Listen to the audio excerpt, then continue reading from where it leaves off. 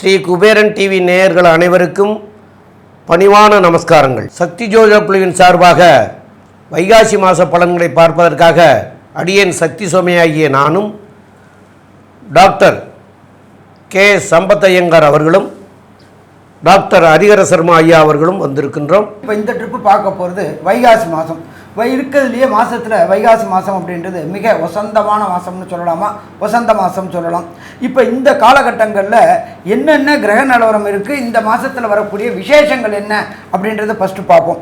இந்த மாதத்தில் பொறுத்தளவு நிகழும் மங்களகரமான விசு வாச வருஷம் வைகாசி 1ஆம் தேதி. ஆங்கிலத்துக்கு கரெக்டான தேதி அப்படின்றது 15/5/2025 வசந்த கிழமையான வியாழக்கிழமை, குருவுக்கு உண்டான கிழமையான வியாழக்கிழமை. அடுத்தது இந்த வைகாசி முடியக்கூடிய காலகட்டங்கள் 14/6/2025 பெருமாளுக்கு உகந்த கிழமையான சனிக்கிழமையில் இந்த வைகாசி மாதம் முடியுது. இதில் என்ன ஒரு விசேஷம் அப்படின்னு பார்த்தோம்னாக்க, இந்த காலகட்டங்களில் இந்த மாதத்தில் வரக்கூடிய விசேஷ தினங்களை ஃபஸ்ட்டு பார்ப்போம். 28/5/2025 அக்னி நட்சத்திர தோஷ ஆரம்பம். அக்னி நட்சத்திரம் ஆரம்பித்தது அப்படின்றது 4ஆம் தேதி ஆரம்பிச்சிச்சு. இப்போ இந்த மாதத்தில் விசேஷ தினங்கள் அப்படின்றது ஃபஸ்ட்டு பார்ப்போம். இந்த காலகட்டங்களில் அக்னி நட்சத்திரம் தோஷம் முடிய காலகட்டங்கள், அதாவது தோஷ நிவர்த்தி ஆகக்கூடிய காலகட்டங்கள் அப்படின்றது 28/5/2025 இந்த அக்னி நட்சத்திரம் முடியுது. அதுக்கு அடுத்தது பார்த்தோம்னாக்க 9/6/2025 வைகாசி விசாகம். எம்பெருமான் முருகனுக்கு உகந்த நாள் அப்படின்றது வைகாசி விசாகம். அதுக்கு அடுத்தது 10/6/2025 செவ்வாய்க்கிழமை. இதில் என்ன ஒரு விசேஷம் அப்படின்னாக்க, வைகாசி பௌர்ணமி. ஒவ்வொரு பௌர்ணமிக்கு ஒரு விசேஷம் உண்டு. இந்த வைகாசி பௌர்ணமிக்கு மிக மிக விசேஷமானது. இதை தவிர காஞ்சியில் உள்ள ஸ்ரீ ஸ்ரீ மகா பரிவாளான சந்திரசேகர சரஸ்வதி சாமிகளுடைய ஜெயந்தி நாள் அன்னைக்கு தான் வருது. இதை தவிர இந்த வாஸ்து புருஷன் அப்படின்றது எப்படின்னாக்க, வருஷத்துக்கு 8 முறை நித்திரை விடக்கூடிய நாள். அப்படியேற்பட்ட பரம பவித்திரமான நாள் வரக்கூடியது 4/6/2025 வாஸ்து புருஷன் நித்திரை விடக்கூடிய நாள். நித்திரை விட்டு அவர் எழுந்திருக்கக்கூடிய நாள். அதுவும் அந்த பர்டிகுலர் டைம். இந்த நீண்ட நாட்களாக வீடு வாங்கணும், இடம் வாங்கணும் அப்படின்னு நினச்சவங்க மனபூஜை போடக்கூடிய நேரம் காலையில் 9:05 10:35 இந்த வாஸ்து பூஜை போட்டோம்னாக்க கண்டிப்பாக வீடு கட்டுறதுல எந்த விதமான தடங்கல்களும் தாமதம் இல்லாமல் நினச்ச டயத்தில் கேட்ட இடத்துல பணமும் கிடைக்கும், கேட்ட நேரத்தில் முடியக்கூடிய வாய்ப்புகளும் இந்த வாஸ்து புருஷன் நித்திரவிட நாளில் இருக்குது. இதை தவிர கோச்சாரத்தில் பார்ப்போம். இந்த வைகாசி பிறக்கக்கூடிய நாளில் என்னென்ன கிரகங்கள் எங்கெங்கே இருக்காங்க அப்படின்றத ஃபஸ்ட்டு பார்ப்போம். காலபுருஷ தத்துவத்தின் முதல் ராசியான மேஷ ராசியில் புத பகவானும், 2வது ராசியான ரிஷப ராசியில் சூரிய பகவானும், 3வது ராசியான மிதுனத்தில் குரு பகவானும், 4வது கர்க்கடகத்தில் செவ்வாயானவர் நீச்சம் நிலையை அடைஞ்சிருக்கக்கூடிய காலகட்டங்கள்லையும், சிம்மத்தில் கேது பகவானும், சிம்மத்துக்கு நேரான சதசப்தமமான கும்பத்தில் சனி பகவானும் ராகு பகவானும் இருக்காங்க. காலபுருஷ தத்துவத்தின்படி 12வது ராசியான மீன ராசியில் சுக்கிர பகவான் உச்சம் பெற்றிருக்கார். இதில் ஒரு விசேஷம் என்ன அப்படின்னாக்க, இந்த வைகாசி மாதத்தில் பொறுத்தளவுக்கு ராகு கேதுவின் இடையில எல்லா கிரகங்களும் ஆப்டாங்க. இதுக்கு பேர் கிரக மாளிகா யோகம்னு பேர். ஆரம்ப கட்டத்திலேருந்து அந்த முடிகிற கட்டங்கள் வரணும் அந்த 9 கிரகங்களும் அந்த கட்டத்தில் தொடர்ந்து இருக்கிறது. இதை மாதிரி வர்றது அப்படின்றது பெரிய அற்புதமான காலகட்டங்கள். இந்த வைகாசி மாதம் இவ்வளோ ஒரு அற்புதமான மாதம் இருக்குது. இதை நம்மளோட ஜோதிட சாஸ்திரத்தில் என்ன சொல்லுவோம் அப்படின்னாக்க, கால சர்ப தோஷம் அப்படிம்போம். அந்த கால சர்ப தோஷத்துக்கு என்னென்ன பரிகாரம் அப்படின்றதையும் நம்ம பார்ப்போம். அப்போ இதுக்கு அடுத்தது பார்த்தோம்னாக்க, இந்த வைகாசி மாதத்தில் ஒவ்வொரு ராசிக்கும் என்னென்ன நற்பலன்கள் என்னென்ன கெடுபலன்கள்ன்றதை பார்ப்போமா. இப்போ மொத்தத்தில் இந்த மாதம் பார்க்கும்பொழுது திடீர் பண வரவுகள் வரக்கூடிய வாய்ப்புகள் உண்டு. அதே போல் ஆரோக்கியத்தில் மேம்படக்கூடிய தன்மைகள் உண்டு. கடந்த காலகட்டங்களில் உடல்நிலையில் தொந்தரவு இருந்தவங்களுக்கு ஆரோக்கியம் மேம்படக்கூடிய வாய்ப்புகள் உண்டு. கடந்த காலகட்டங்களில் திருமணத்தின் தடையும் தாமதமும் ஏற்பட்டு இருந்தவங்களுக்கு திருமண தடையும் தாமதங்களும் விலகக்கூடிய வாய்ப்புகள் உண்டு. ஒரு சில பேர் பொறுத்தளவுக்கு 2வது தார அமைப்பு, கணவன் இழந்தவரோ மனைவி இழந்தவரோ 2வது தார அமைப்பு பார்க்கக்கூடியவங்களுக்கு 2வது தார அமைப்பு கிடைக்கக்கூடிய வாய்ப்புகளும் உண்டு. நீண்ட நாட்களாக உத்தியோகம் கிடைக்கல, வேலை இல்லை அப்படின்னு கஷ்டப்பட்டுட்டு இருந்தவங்களுக்கு வேலையும் கிடைக்கக்கூடிய வாய்ப்புகள் உண்டு. குழந்தை பாக்கியம் இல்லாமல் இருந்தவங்களுக்கு இந்த வைகாசி மாதம் குழந்தை பாக்கியம் கிடைக்கக்கூடிய வாய்ப்புகளும் உண்டு. ரிஷபராசி நேயர்கள், அதாவது கிருத்திய நட்சத்திரம் 2, 3, 4 பாதங்களும், ரோகிணி நட்சத்திரம் 1, 2, 3, 4 பாதங்களும், மிருகசீரிஷம் 1, 2 பாதங்களும் கொண்டவர்கள் ரிஷபராசிக்காரர்கள். உங்களுடைய ராசியினுடைய அதிபதி சுக்கிர பகவான். இந்த சுக்கிர பகவான் உங்களுக்கு 11ஆம் இடத்துல உச்சம் பெற்று போயிருக்கார். உங்களுடைய ராசியிலேயே சூரியன் இருக்கார். அப்போ சூரியன் உங்களுடைய ராசியிலே இருக்கிறதும் சிறப்பு. உங்களுடைய ராசியாதிபதியாகிய சுக்கிரன் வந்து 11ஆம் இடத்துல இருப்பதும் சிறப்பு. அதனால் உங்களுடைய ராசியாதிபதி 11ஆம் இடத்துல இருக்கிற காரணத்தினால பண வரவுகளுக்கு இன்னும் பஞ்சம் இருக்காது, நல்ல நிலைமைகளை தரும். ரெண்டாவது, தனகாரகனாகிய குரு பகவானும் 2ஆம் இடத்துக்கு வந்துட்டார். அவர் 2ஆம் இடத்துக்கு வந்ததுனால அவரும் வந்து உங்களுக்கு நல்லதை செய்யக்கூடியவர். அவருடைய பார்வையில் 7ஆம் பார்வையாக உங்களுடைய ராசிக்கு 8ஆம் இடத்தை பார்க்கறதுனால திடீர் பண வரவுகள்லாம் வர்றதுக்கு உண்டான வாய்ப்புகள் மிக அதிகம். அதே போல் அவருடைய பார்வையாளர் வந்து அவர் 6ஆம் இடத்தை பார்க்கிறார். இந்த வேலை வெட்டியெல்லாம் இல்லாமல் இருந்தவங்களுக்கெல்லாம் இப்போ வேலைகள் கிடைக்கிறதுக்கு உண்டான வாய்ப்புகள் கிடைக்கும். அதே போல் அவருடைய பார்வையாளரை வந்து 10ஆம் இடத்தை பார்க்கறதுனால உத்தியோகத்தில் குறைபாடுகள் இருந்தவர்களுக்கெல்லாம் உத்தியோகம் கிடைக்கிறதுக்கும், தொழிலில் வந்து சிரமப்பட்டுட்டு இருந்தவங்களுக்கெல்லாம் தொழில் முன்னேற்றங்கள் அடைகிறதுக்கு உண்டான வாய்ப்புகள்லாம் அதிகமாக இந்த மாதத்தில் உங்களுக்கு அமைகிறதுக்கு உண்டான வாய்ப்புகள் மிக மிக அதிகம். மேலும் உள்ள விவரங்களை நம்முடைய ஆஸ்ட்ரோ கேஎஸ் ஐயங்கார் அவங்க சொல்லுவாங்க. ஐயா, ரிஷபத்தை பொறுத்தவரை ஏற்றமான காலம். ராசிநாதன் 11ஆம் இடத்துல உச்சம் பெற்று போயிருக்கார். ஒரு 15 நாள் பார்த்தாங்கன்னா இந்த விஸ்வாவசு வருஷம் வைகாசி மாதத்தில் ராசிநாதன் 11ஆம் இடத்துல உச்சம் பெற்று போயிருக்கிறதுனால நீங்கள் நினைத்த காரியங்கள் நினைத்த இடத்தில் நினைத்த நேரத்தில் நடக்கக்கூடும். உங்களுடைய அபிலாஷைகள் எல்லாமே வெற்றி பெறக்கூடிய வாய்ப்புகள் உண்டு. 2வது திருமணத்திற்கு பார்த்து கொண்டிருப்பவர்களும் கண்டிப்பாக 2வது திருமணம் ஆகக்கூடிய வாய்ப்பு உண்டு. அது தவிர பார்த்தாலேயானால் 15 நாள் கழித்து சுக்கிரனும் வந்து 12ஆம் இடத்துக்கு வரார். அதனால் கணவன் மனைவிக்குள்ளே நல்ல ஒரு ஒற்றுமை இருக்கக்கூடிய வாய்ப்பு, வெளிநாடு போயிட்டு வரக்கூடிய வாய்ப்பு. பொதுவாகவே இந்த மாத கிரகங்கள்னு சொல்லக்கூடிய சூரியன், செவ்வாய், புதன் மற்றும் சுக்கிரன், இந்த 4 கிரகத்தை வச்சு தான் மாற்றங்களை சொல்லுவோம். இந்த மாதம் பார்த்தாலேயானால் சூரியன் உங்கள் ராசியிலே இருக்கார், 4ஆம் அதிபதி உங்களுடைய ராசியிலே இருக்கார். இந்த வந்து ஒரு விசேஷமான இது. சூரியன் உங்கள் ராசியில் இருக்கிறதுனால வேகம் கொஞ்சம் அதிகமாக இருக்கக்கூடிய காலகட்டம். ராசிநாதனும் வந்து உச்சம் பெற்று போயிருக்கார், அது ஒரு நல்ல விசேஷம். இதனால் வந்து உங்களுக்கு பண வரவிற்கு பஞ்சம் இருக்காது. தொழிலில் அபரிமிதமான யோகம் இருக்கக்கூடிய வாய்ப்பு. தொழிலில் வந்து அதாவது பணம் வந்து அபரிமிதமாக கொட்டக்கூடிய வாய்ப்பு. தனஸ்தானத்தை தனகாரகனே வந்து உட்காந்துருக்கார். 2ஆம் இடத்துல பார்த்தோம்னா குருவே உட்காந்துருக்கிறது பெரிய விசேஷம். அதை தவிர பார்த்தீங்களேனால் இந்த மாதம் 16/5/2025 அன்னைக்கு, அதாவது மாதம் பிறந்த அடுத்த நாளே ராசிநாதனுக்கு, அதாவது ராசிக்கு 2ஆம் இடத்தினுடைய அதிபதி உங்களுடைய ராசியிலே உட்கார்றார். அதனால் எந்த இடத்துலலாம் பணம் வரும் அப்படின்றது வந்து உங்களுக்கு நல்லாவே தெரியும். அது வந்து நிச்சயமாக பணம் வரக்கூடிய காலகட்டம்.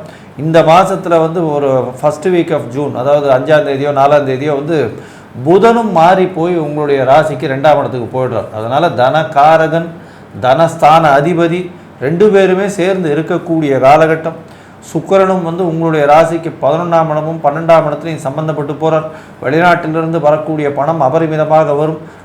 அதாவது இந்த வெளிநாட்டில் இது இம்போர்ட் எக்ஸ்போர்ட் பிஸ்னஸ் பண்ணுறவங்களுக்கெல்லாம் பெரிய யோகத்தை குறைக்கக்கூடிய காலகட்டமாக இருக்கும். போட்டித் தேர்வு எழுதுகிறவங்க நிச்சயமாக வெற்றி பெறக்கூடிய வாய்ப்பு உண்டு. புதிய கடன் வாங்கி வியாபாரம் பண்ணக்கூடிய வாய்ப்புகள் நிச்சயமாக இருக்கும். சரி, இந்த காலகட்டத்தில் வந்து தாயின் உடல்நிலை, உங்களுடைய உடல்நிலை, அது தவிர வந்து இப்போ இந்த உங்களுடைய தொழில் எப்படி பெருகும் அப்படின்றத பற்றி நம்ம ஐயா ஹரிஹர சர்மா கிட்ட கேட்போம். ஐயா, நல்லா அற்புதமாக சொன்னீங்க. இப்போ பொறுத்தளவுக்கு ரிஷபராசியில் சூரியன் இருக்கார். அரசு தொடர்புடைய உத்தியோகங்களுக்கு ட்ரை பண்ணக்கூடிய இந்த ரிஷபராசி என்பவர்களுக்கு அரசு தொடர்புடைய பதவிகள் கிடைக்கக்கூடிய வாய்ப்புகள் உண்டு. அதுவும் பார்த்தோம்னாக்க உயர்நிலை படிக்கக்கூடியவங்க, அதாவது இந்த காம்படிட்டிவ் எக்ஸாம் எழுதக்கூடியவங்க, ஐஐடி, ஜேஇஇ, நீட்டு, அதே போல் பிஹெச்டி, இவங்க அதே போல் டிஎன்பிஎஸ்சி, யூபிஎஸ்சி எழுதக்கூடிய அத்தனை ரிஷபராசி சேர்ந்த மாணவர்களுக்கு அரசு துறையில் நல்ல வேலை கிடைக்கக்கூடிய வாய்ப்புகள் உண்டு. விரும்பிய பல்கலைக்கழகங்களில் விரும்பிய வேலை கிடைக்கக்கூடிய வாய்ப்புகள் உண்டு. ஏன்னா ராசிநாதனான சுக்கிர பகவான் ராசிக்கு 11ல் அமக்களமாக உச்சம் பெற்று இருக்கார். அப்போ விரும்பிய யூனிவர்சிட்டி, விரும்பிய பல்கலைக்கழகத்தில் விரும்பிய கோர்ஸ் கிடைக்கக்கூடிய வாய்ப்புகள் உண்டு. இதை தவிர பார்த்தோம்னாக்க உங்களுக்கு 2ஆம் இடத்துல இருக்கிற குரு பகவானானவர் உங்களுடைய ராசிக்கு 10ஆம் இடத்துல இருக்கக்கூடிய சனி பகவானையும் ராகு பகவானையும் குரு பகவானுடைய விசேஷ பார்வை கிடைக்குது. இதுக்கு பேர் குரு சண்டால யோகம்னு பேர். குரு சண்டால யோகம் இருக்கும் பொழுது நாட்டில் நீதி பரிபாலனம்ன்றது கட்டகமே நல்லபடியாக இருக்கும்.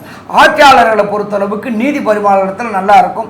ஒரு சில தொழிலாளர்களுக்குள்ளார சின்ன முரண்பாடுகள் வரும்படும். ஆனாலும் அது ஆட்சியாளர்களுடைய சாதுரிய தன்மையினால் பிரச்சனைகளை தவிர்க்கக்கூடிய வாய்ப்புகள் உண்டு.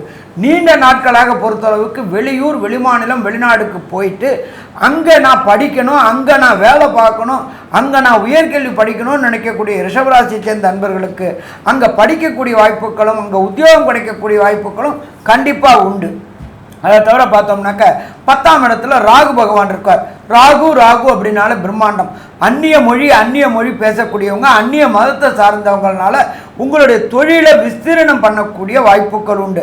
அதே போல் ரிஷபராசியை சேர்ந்தவங்களை பொறுத்தளவுக்கு பிஆர், சிட்டிசன்ஷிப்பு, விசாக்கு முயற்சி பண்ணக்கூடியவங்களுக்கு இந்த வைகாசி மாதம் கண்டிப்பாக கிடைக்குமா? கண்டிப்பாக கிடைக்கும். இதை தவிர ரிஷபம் மனாக்கில் அதிபதி சுக்கிரன். சின்னத்திரை பெரிய திரை கலைஞர்களுக்கு கடந்த காலகட்டங்களில் வாய்ப்பு இல்லாமல் வீட்டில் முடங்கி இருந்தவங்க அத்தனை பேருக்கும் வாய்ப்புகள் கிடைக்கக்கூடிய வாய்ப்புகள் உண்டு. ஏன் அப்படின்னாக்க உங்களுடைய ராசியாதிபதியான சுக்கிர பகவான் லாபஸ்தானத்தில் உச்சம் பெற்று இருக்கிறாரு. பக்காவாக கிடைக்குமா? பக்காவாக கிடைக்கும். இதை பொறுத்தளவுக்கு இதை தவிர 10ஆம் இடத்துல சனி பகவானும் ராகுவும் இருக்கிறதுனால உங்களுடைய படப்பிடிப்புகள் தொடர்பாக வெளியூர், வெளிமாநிலம், வெளிநாடு சென்று படப்பிடிப்புகள் நடத்தக்கூடிய வாய்ப்புகள் உண்டு. இங்கே வாங்கிட்டு இருந்த வருமானம் மாதிரி 3 மடங்கு வருமானம் வரக்கூடிய வாய்ப்புகள் உண்டு. கடந்த காலகட்டங்களில் வாங்கின கடன்களை அத்தனையும் அடைக்கக்கூடிய வாய்ப்புகளும் இந்த ரிஷபராசி என்பவர்களுக்கு உண்டு. அதே போல் பார்த்தோம்னாக்க உங்களுடைய முயற்சி ஸ்தானத்தில் 3ஆம் இடத்துல செவ்வாயானவர் நீச்சம் அடைஞ்சிருக்கிறார். இப்போ வீடு, வண்டி, வாகனம் வாங்கணும் அப்படின்னு சொன்னாக்க, பழைய வண்டியை புதுப்பிக்கணும் அப்படின்னு சொன்னாலும் இந்த காலகட்டங்களில் தவிர்ப்பது நல்லது. இல்லை நான் வைகாசி மாதம் பிறந்துருச்சு வாங்க போகிறேன் அப்படின்னு சொன்னாக்க அந்த வண்டிக்கு உண்டான லிட்டிகேஷன் ப்ராப்ளங்கள், பழைய வீடை வாங்குறதுக்கு உண்டான லிட்டிகேஷன் ப்ராப்ளங்களை உங்களுடைய குடும்ப வக்கீலை கேட்டுக்கிட்டு 1க்கு 4 ட்ரிப்பு யோசனை பண்ணிட்டு வாங்குறது சிறப்பாக இருக்குமா? சிறப்பாக இருக்கும். தனக்காரகன் நல்லபடியாக இருக்காரா? தனக்காரகன் நல்லா இருக்கிறாரு. ஒன்று யாருக்கும் வாக்குறுதி கொடுக்கறது தவிர்ப்பது சிறந்தது. ஏன்னு கேட்டிங்கன்னா 3ஆம் இடத்துல செவ்வாய் நீச்சமானதுனால அதை நிறைவேற்ற முடியாமல் போகக்கூடிய வாய்ப்புகள் உண்டு. யாருடனும் விதாண்டாவாதம் செய்கிறத தவிர்ப்பதும் நல்லது. கடன் கொடுக்கறதையும் தவிர்ப்பது நல்லது. கடன் வாங்குவதையும் இந்த வைகாசி மாதத்தில் பண்ணுறது சிறப்பாக இருக்குமா? சிறப்பாக இருக்கும். ஏன்னு கேட்டிங்கன்னா போன பணம் வரத்துக்கான வாய்ப்புகள் மிக குறைவு.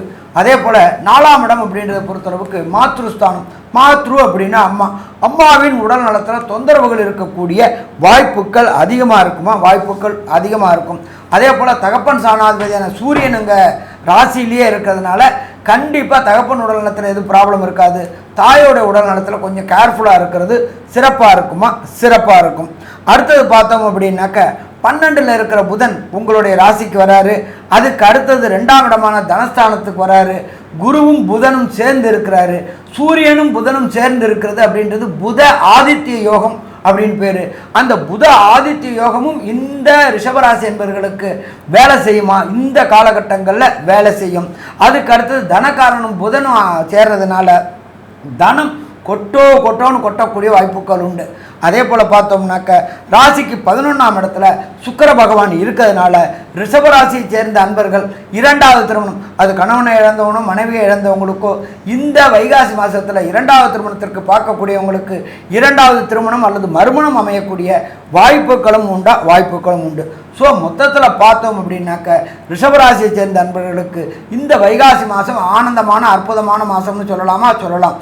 இருந்தாலும் ஒரு சில ரிஷபராசியை சேர்ந்த நண்பர்களுக்கு கிடைக்கக்கூடிய பலன்கள், அது தசாநாதனாலேயோ அல்லது புத்திநாதனாலேயோ அந்தரநாதனாலேயோ சூட்சுமநாதனாலேயோ கிடைக்கக்கூடிய பலன்களின் தன்மை குறைவாக கிடைக்கக்கூடிய வாய்ப்புகள் உண்டு. அப்படியேற்பட்டவங்க எந்த தினத்தில் எந்த கோயிலுக்கு போயிட்டு என்ன தெய்வத்தை வழிபடணும்னு சொல்லக்கூடிய வாய்ப்புகள் நம்ம ஐயா சொல்லுவாங்க. அதை தவிர இந்த 30 நாளில் ஒரு சில நாட்களில் சுபகாரியங்கள் தவிர்க்கக்கூடிய காலகட்டங்கள் அப்படின்னு இருக்கு. சுபகாரியங்கள் அதே போல் நீண்ட தூர பயணங்கள் தவிர்க்கக்கூடிய காலகட்டங்களும் உண்டு. அதுக்கு பேர் சந்திராஷ்டிரமம்னு பேர்.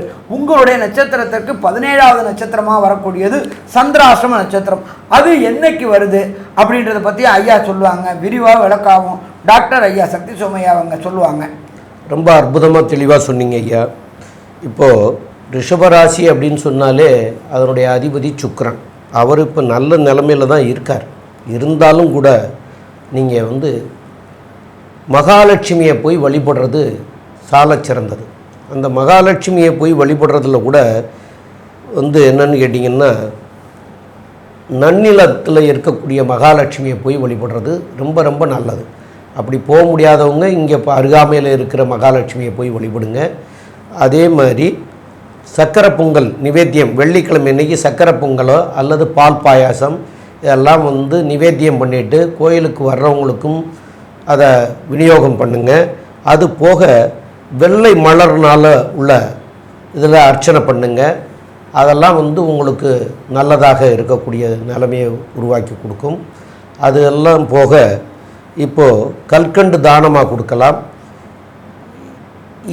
இதையெல்லாம் காட்டிலும் வெள்ளை வஸ்திரங்கள் அதை தான தர்மமாக ஏழை எளியவர்களுக்கு கொடுக்கணும். இதெல்லாம் பண்ணினீங்கன்னா உங்களுக்கு வரக்கூடிய, அதாவது தசாநாதன் சரியில்லை, புத்திநாதன் சரியில்லை, அந்தரநாதன் சரியில்லை, சூட்சமங்கள் சரியில்லை அப்படின்ற போதுகள்லாம் கூட இதையெல்லாம் நீங்கள் தர்மங்களில் செய்துட்டு வந்தீங்கன்னா, இந்த மாதிரி வழிபாடு செய்தீங்கன்னா கண்டிப்பாக அதனால் இருந்து நன்மைகள் உங்களுக்கு கிடைக்கக்கூடிய வாய்ப்புகள் உண்டு.